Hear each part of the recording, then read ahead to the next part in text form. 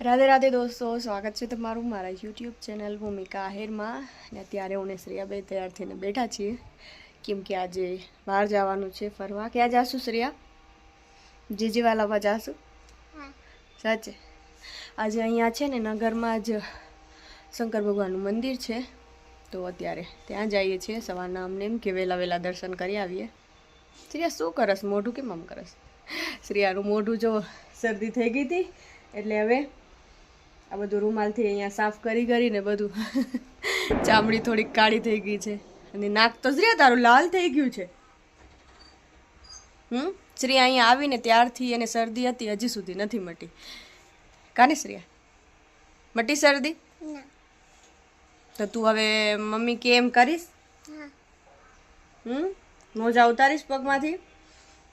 Sweater એને જો જબરજસ્તી પહેરાવવું પડે. આ તો હજી બહાર જાશું એટલે સ્વેટર પહેરાવીશ. આમાં અત્યારે એને ડબલ કપડાં પહેરાવ્યા છે એટલે ઠંડી ના પડે, પણ તોય સરખું છે ને ધ્યાન જ નથી દેતી એટલે શરદી એ નથી મળતી. છે મોઢું કેમ ઘડી ઘડી એમ કરસ?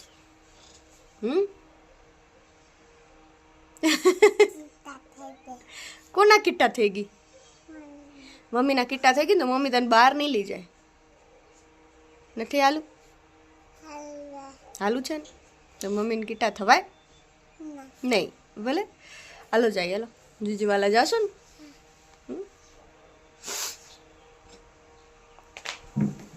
ઊભી થઈ જા. કાલે છે ને અહીંયા સામે જો હું અહીંયા કપડાં સુકાવતી હતી, અહીંયા પાછળ જ અહીંયા હું કાલે કપડાં સુકાવતી હતી ને અહીંયા સામે જ છે ને ઝાડ ઉપર વાંદરો આવ્યો તો હું ફટાફટ ઘરમાં ભાગી ગઈ કેમ કે વાંદરાનો કાંઈ ભરોસો નહીં. તે દિવસે શિમલામાં તમે બ્લોગ જોયો હશે શિમલાવાળો, એમાં શ્રેયા વાંદરું શ્રેયાની પાછળ એવું દોડ્યું હતું ને. કાને શ્રેયા વાંદરું આવ્યું હતું તારા પાછળ? સાચે? શિમલામાં તો હું જાખુટેમાં તો આમ ઢગલો વાંદરા હતા. એમાં પગથિયા ચડવાના હતા, ઉમાંય ઘણા બધા હતા. અહીંયા આ બધા ઝાડ છે ને એપલના અને બીજા બધા, તો ક્યારેક ક્યારેક ઝાડ ઉપર હોય તો નીચે આવવામાં નીચે ક્યારેક જ દેખાય છે, તો ઓછા દેખાય, નહીંતર તરત જ દેખાય. પણ કાલ મને તરત દેખાઈ ગયો એટલે હું ફટાફટ રૂમમાં જ ભાગી ગઈ. તો હવે અમે નીકળી ગયા છીએ ગૌરીશંકર મહાદેવ જવા માટે, અને જે અહીંયા નગરમાં જ છે. તો શ્રેયાને જો ફટાફટ હાલવા માંડી ગઈ છે.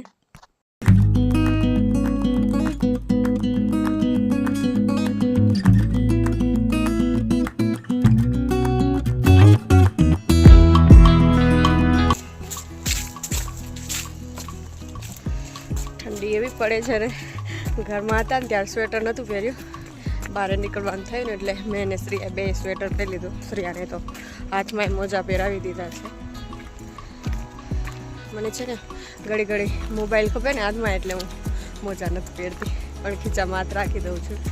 હાથ બહુ ઠંડા થઈ જાય છે એટલે. શ્રેયા ધીમે ધીમે હાલ હો, ધીમે ધીમે હાલ, સામે જોઈને હાલ.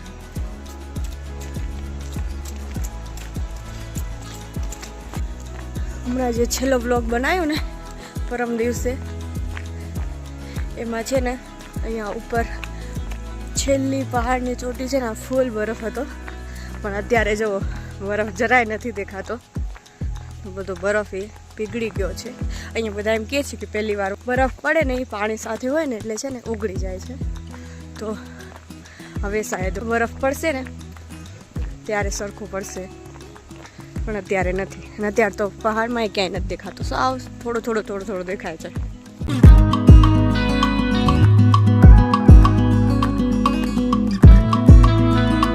તો આ છે નગર ગામનું પ્રાચીન ગૌરીશંકર મંદિર, અને બહુ જ સુંદર મંદિર છે અહીંયા.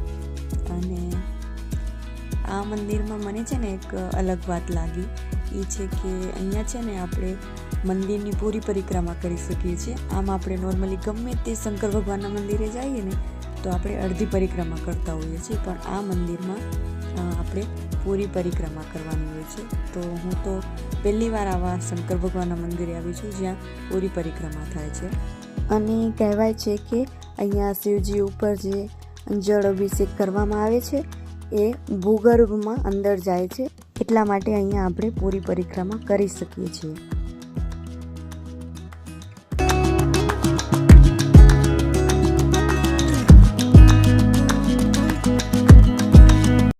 તો અહીંયા આ પ્રાચીન મંદિરના બહુ જ સરસ દર્શન થઈ ગયા છે અને હવે અહીંયાથી અમે જઈએ છીએ વ્યાસ નદી. તો થોડું અમે અહીંયાથી હાલીને જાશું. નદી થોડી દૂર છે પણ તો પણ ઉતરવાનો રસ્તો હોય ને તો આરામથી ઉતરી જવાય છે ને થાક પણ નથી લાગતો અને હાલીને જવામાં થોડી વધારે મજા આવે છે. તો અમે અત્યારે જઈએ છીએ વ્યાસ નદી જોવા માટે.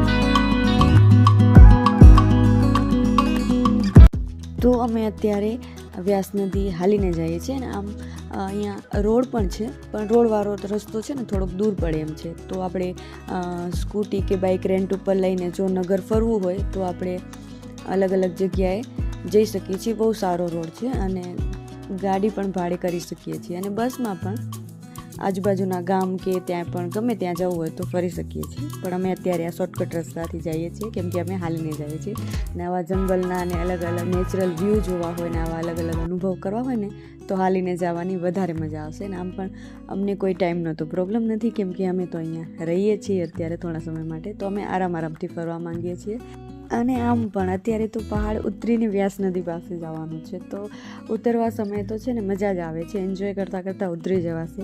થાક તો ત્યારે લાગે જ્યારે છે ને પહાડની ઉપર ચડવાનું હોય છે. તો ચડવા સમયે તો થાકી જ જવાય છે બહુ જ કેમ કે ક્યારેક રસ્તા એવા હોય છે ને આમ રોડ એકદમ સીધા તો થોડુંક હાલીએ ને તોય થાકી જવાય છે. તો બહુ વધારે ઉપર ચડવાનું હોય ને ત્યારે તો ગાડી ભાડે કરી જ લેવી જોઈએ કેમ કે આપણાથી તો એટલું બધું હાલી જ ના શકાય, મતલબ ઉપર ચડવાનું હોય ને ત્યારે. બાકી નીચે તો અત્યારે જો અમે પણ આરામથી ઉતરી જાય છે ને મજા આવે છે આમ.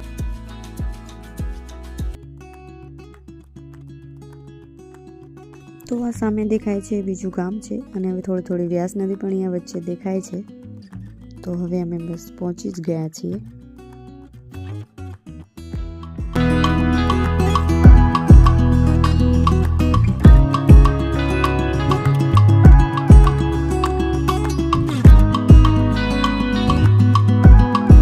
તો હવે અમે અહીંયા પહોંચી ગયા છીએ.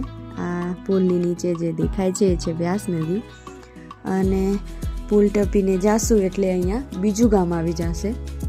ગામનું નામ તો સરખું મને ખબર નથી પણ આ બાજુ બીજું ગામ છે. અને શ્રેયાને પણ અત્યારે ભૂખ લાગી છે તો અમે વિચાર્યું કે ત્યાં ગામમાં જઈ અને થોડો નાસ્તો કરાવું શ્રેયાને અને ઘર માટે પણ શાકભાજી અને બીજી ઘરની થોડી ઘણી વસ્તુ લેવાની છે તો એ પણ અહીંયાથી લેતા જઈએ. તો પહેલાં જ અમે અહીંયા આવી અને આવી ઠંડીમાં ઠંડો શેરડીનો રસ પીધો અને શ્રેયાનું મોઢું જોવો, શ્રેયાની તો મૂછ બની ગઈ છે. તો હવે જઈએ છીએ દુકાને જ્યાં આરામથી બેસીને કંઈક નાસ્તો કરી શકીએ. તો શ્રેયા અહીંયા પોપકોર્નનું પેકેટ લઈને ઊભી છે, એને ખાવા છે પોપકોર્ન. અને અમે પણ થોડોક નાસ્તો કર્યો અને ઘર માટે જે પણ થોડી ઘણી વસ્તુ લેવાની હતી લઈ લીધી અને હવે અમે ગાડીમાં બેસી ગયા છીએ કેમ કે પહાડ ઉપર ચડીને તો ઘરે જવાશે નહીં, થાકી જવાય એટલે. તો હવે અમે ગાડી કરી અને હવે જઈએ છીએ ઘરે.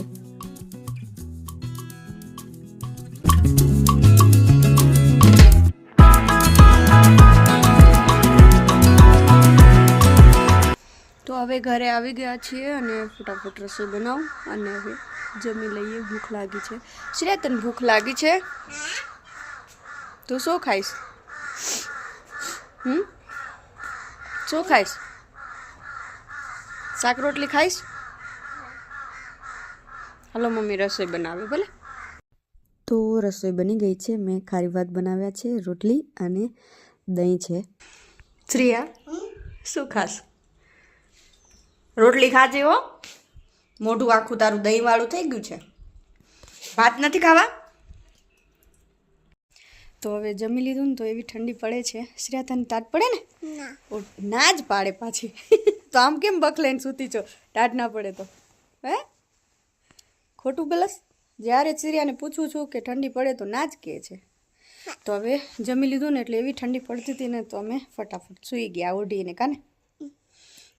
તો હવે આજનો વ્લોગ હવે અહીંયા જ પૂરો કરું છું અને આ વ્લોગ જો તમને પસંદ આવ્યો હોય તો લાઈક અને શેર કરજો અને સબસ્ક્રાઈબ કરવાનું ભૂલતા નહીં. તો મળશું હવે નવા દિવસે નવા વ્લોગમાં. ત્યાં સુધી બધાને